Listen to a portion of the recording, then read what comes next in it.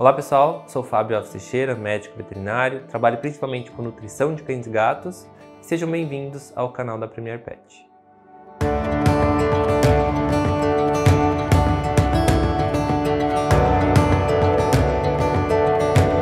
Então hoje, pessoal, a gente vai conversar um pouquinho sobre o papel da gordura na alimentação dos cães e dos gatos.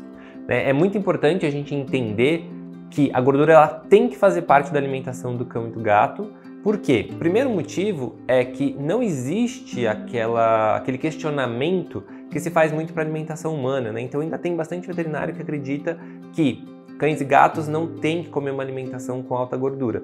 Sim, eles precisam receber uma alimentação com alta gordura na grande maioria das vezes. A gordura ela vai ter um papel muito importante, não só de trazer um aumento na palatabilidade do alimento, fazer com que o animal aceite isso melhor, mas também é um nutriente que traz muita energia para o alimento. Então, em algumas situações que eu quero que o paciente ganhe peso, normalmente a gente vai usar alimentos de alta quantidade de gordura, porque assim a gente consegue fazer com que eles comam uma quantidade menor de alimento com uma grande quantidade de caloria. Além disso, quando a gente pensa no animal saudável, a gordura ela faz parte da constituição celular, a membrana celular é fosfolipídica. Então precisa ter gordura na alimentação. Essa gordura vai ter um papel não só na constituição celular, mas também na constituição da pele, como uma fonte de ácidos graxos para diferentes tipos de tecido, modulação da resposta imune, da resposta inflamatória. Tudo isso é dependente de termos gordura e gordura de qualidade na alimentação. E aí eu falei agora sobre os ácidos graxos, né? O ácido graxo é aquela porção da gordura que quando a gente passa, essa gordura ela passa pelo processo de digestão, a gente vai ter esses monômeros, a menor parte da gordura, de maneira geral a gente vai entender como os ácidos graxos. O ácido graxo ele constitui, por exemplo, a molécula de triglicerídeo, né, que é aquilo que a gente acaba muitas vezes mensurando a concentração sérica dos nossos pacientes. O ácido graxo, então, ele é uma parte da gordura e existem diferentes tipos de ácidos graxos. Uma analogia simples é, assim como existem os aminoácidos para proteína, diferentes aminoácidos para diferentes proteínas, a gente vai ter diferentes ácidos graxos de acordo com o tipo de gordura que a gente estiver falando. Os ácidos graxos, então, os mais importantes na alimentação dos cães e dos gatos, são os ácidos graxos ômega 6 e o ácido graxo ômega 3. O ômega 3 é o mais famoso, né? Ele tem muitas aplicações clínicas já bem descritas, mas a gente não pode esquecer que o ômega 6 é quem tem que estar presente e, na maioria das vezes, em maior quantidade no alimento. Tá? Então, o ômega 6, assim como o ômega 3, é um nutriente essencial na alimentação do cão e do gato, e o ômega 6 ele vai ter diversas funções no corpo.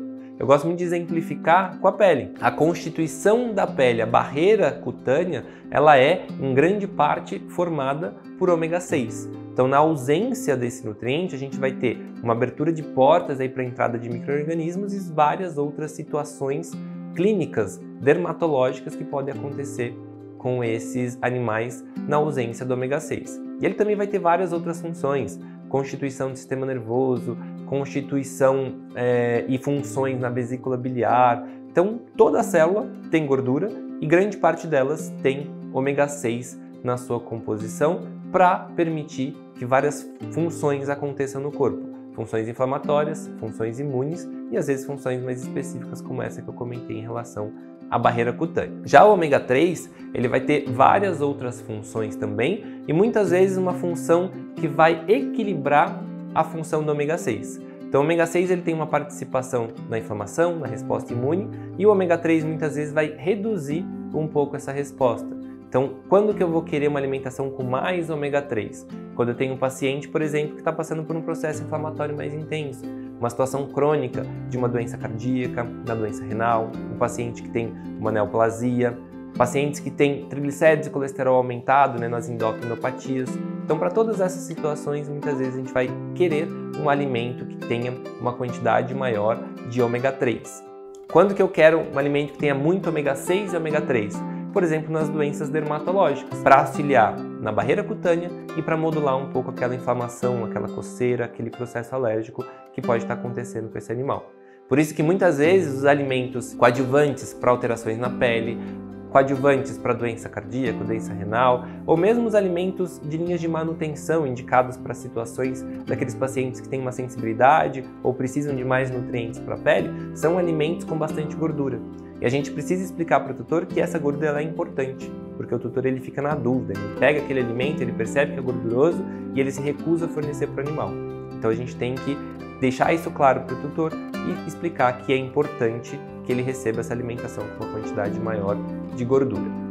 Uma coisa que é importante a gente observar, para saber se tem ômega 6, se tem ômega 3 no alimento, como que a gente faz? Um jeito fácil de fazer isso é pegar o rótulo do alimento e olhar. Você pega ali o rótulo da ração e vê. Normalmente, algumas rações já vão deixar descrito ali, principalmente para essas linhas que tem um papel importante da gordura naquele processo de doença ou até para aquela situação fisiológica do animal, ali já vai conter quanto tem de ômega 3 e de ômega 6.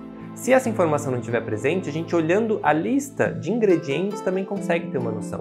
Então, normalmente, o ômega 6 ele vai vir de algumas gorduras de origem vegetal, por exemplo, óleo de soja, algumas gorduras de origem animal, como as gorduras do frango, contém aí umas quantidades interessantes de diferentes tipos de ômega 6. Já o ômega 3, o mais corriqueiro de se utilizar é o óleo de peixe. Tanto nos alimentos comerciais, né, o alimento, a ração, já vai conter o óleo de peixe numa quantidade interessante para fornecer esse ômega 3, e quando a gente vai fazer suplementações extras, se necessário, normalmente a gente usa cápsulas do óleo de peixe para complementar, para suplementar esse ômega 3 extra nessas situações que talvez possa ser interessante realizar a suplementação.